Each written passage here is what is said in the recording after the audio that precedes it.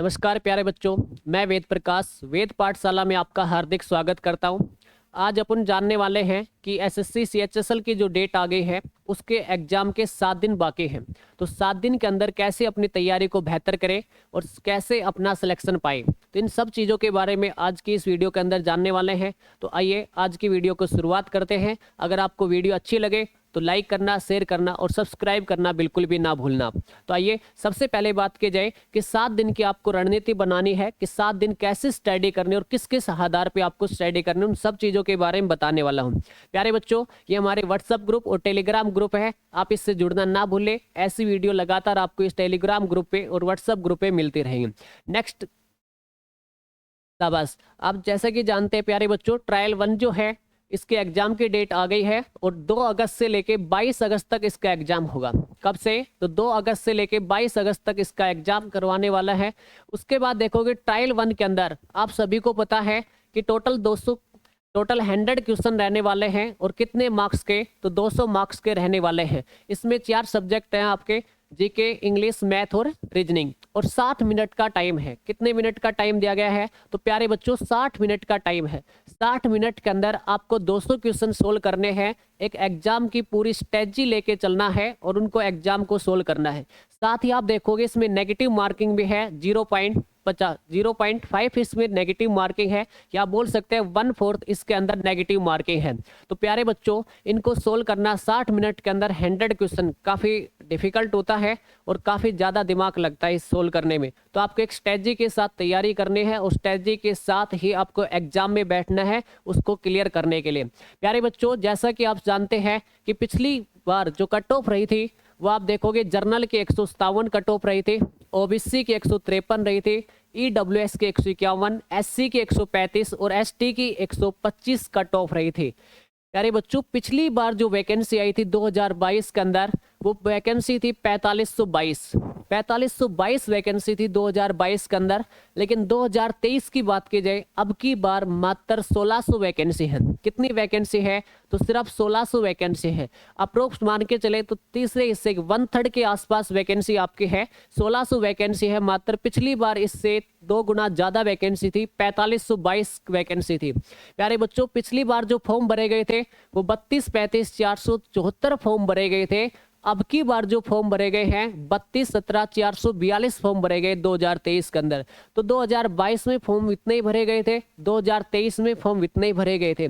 और 2023 में प्यारे बच्चों वो सब बच्चे भी एग्जाम देंगे जिनका किसी रीजन से 2022 का पेपर अच्छा नहीं जा पाया था और वो क्वालिफाई नहीं करवा पाए थे। तो बच्चे भी 2023 के एग्जाम में बैठेंगे। और आप पहली बार तैयारी करें, जब भी आप एग्जाम में बैठेंगे तो आपको जो बार बार तैयारी करते आ रहे, किसी कारणवश मेरिट लिस्ट में या फिर पहले टेस्ट में रह गए, तो वो बच्चे भी बैठेंगे। और अब की बार कंपटीशन पहले से थोड़ा सा टफ रहने वाला है यार, तो अच्छे से आपको स्ट्रेटजी के साथ स्टडी करने हैं। अब देखो पिछले बचे हुए 7 दिन के अंदर आपको कैसे स्टडी करनी है उसके बारे में थोड़ी सी चीजें मैं आपको बताता हूं।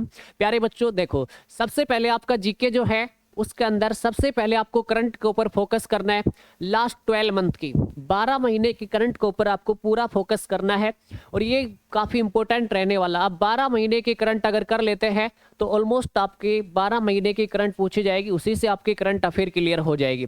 करंट अफेयर और स्टैटिक जीके का पोर्शन काफ़ी मजबूत होता है। एसएससी के एग्जाम को रिकॉर्डिंग लेके आप देखोगे करंट अफेयर और स्टैटिक जीके में से कम 15 क्वेश्चन पूछे जाते हैं। कम से कम आपके 15 क्वेश्चन पूछे जाएंगे, इससे ज़्यादा क्वेश्चन भी हो सकते हैं। तो करंट अफेयर का और स्टैटिक जीके का प्यारे बच्चों वेटेज ज़्यादा है, तो इसको ज़्यादा टाइम देना है और फटाफट आपको रिवीजन करना है।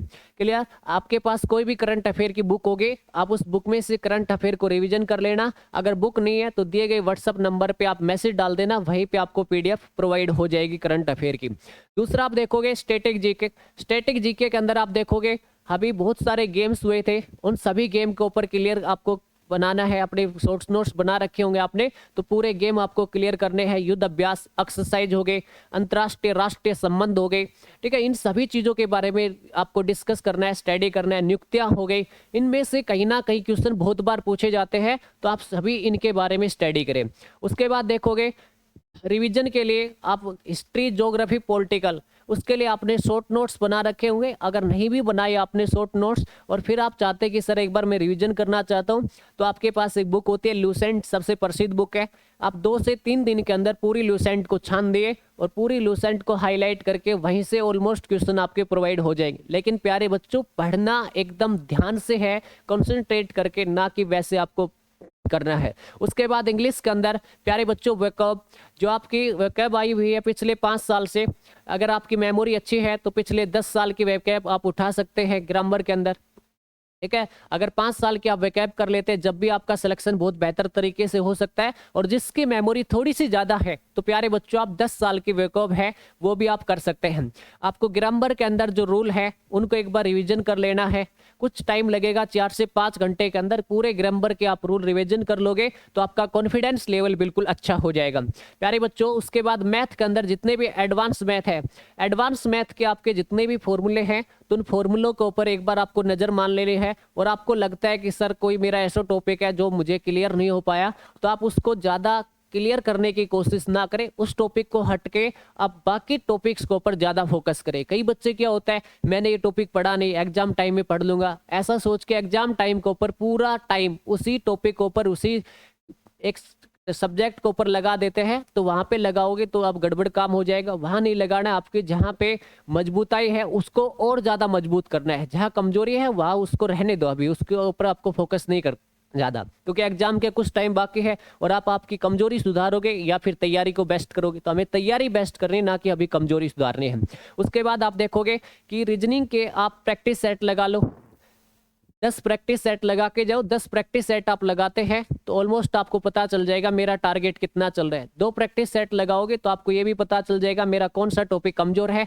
अगर उसमें फॉर्मूला वगैरह, फॉर्मूले की वजह से आपको प्रॉब्लम आ रही है तो उसके एक बार फॉर्मूले देख के आप अपने स्कोर को बढ़ा सकते हैं। तो कम से कम 10 प्रैक्टिस सेट आप जरूर लगाए रीजनिंग के अंदर, और इन चीज़ों के ऊपर आप अगर स्टडी करते हैं तो काफ़ी बेटर तरीके से आप स्टडी कर पाते हैं प्यारे बच्चों। अब एग्जाम सोल्व करना है, सिर्फ आपके पास 60 मिनट का टाइम है और 60 मिनट के टाइम के अंदर 100 क्वेश्चन आपको क्लियर करने हैं। तो अब टाइमिंग कैसे दोगे, आप किस किस आधार पे पोर्शन को सोल्व करोगे प्यारे बच्चों। जो आसान सब्जेक्ट है जिनमें टाइम कम लगता है उनको आप पहले सोल्व करें, और जिन बच्चों को लगता है कि ये टॉपिक मैं कर सकता हूं तो उनको जल्दी से सोल्व करके आगे की तरफ बढ़े। प्यारे बच्चों, जीके के ऊपर आपको 7 से 8 मिनट का टाइम हाईएस्ट क्लियर करना है। 7 से 8 मिनट के अंदर पूरी जीके आप सोल्व कर दो, आराम से पढ़ के प्रारंभ में आप जीके उठा लो, 7 से 8 मिनट में सोल्व कर दो।